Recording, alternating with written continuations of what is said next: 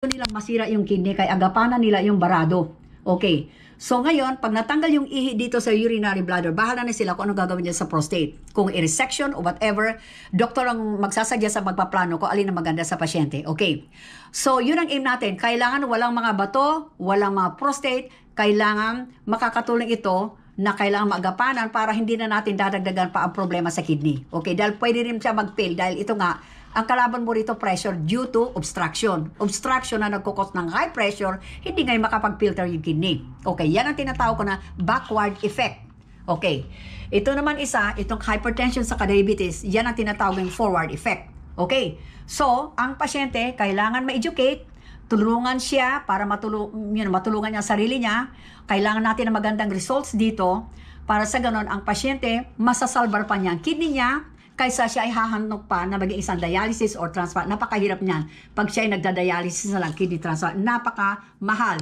Depende na gaano ka-available itong mga charity healthcare na ito. Enough ba?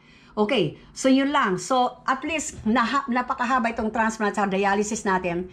Natapos din sa wakas, ito na ang last. Okay, ang pakiusap ko lang, mayroon lang akong gustong sabihin tungkol dito sa mga donor at saka yung recipient.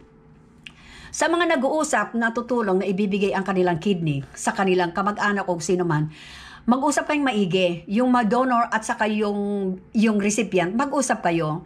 Ano talaga ang totoo? Huwag niyong bigyan ng yung kailangan huwag siyang umasa sa wala.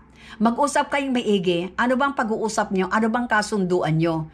Kung anong kasunduan niyo, sundin. Kung kayo ay hindi pwede na mag-donate, maaga pa lang sinasabihan nyo na rin yung pasyente para hindi siya umaasa. Okay, nakukuha lang sa pag-uusap yan, tapat na pag-uusap, etc. ganun ganyan. Kasi alam na natin na yung pasyente in dire need ng kidney.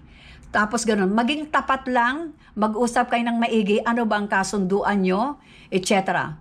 Kailangan talaga, honest lang kayong dalawang pareho. Honest. Okay? Maraming salamat po. At ito na ang huling video ng aking kidney transplant at saka yung dialysis. Napahaba ata. Okay? Pero gusto ko lang na maka-educate. Maraming salamat po at babalik na ako ulit doon sa puso. Thank you po.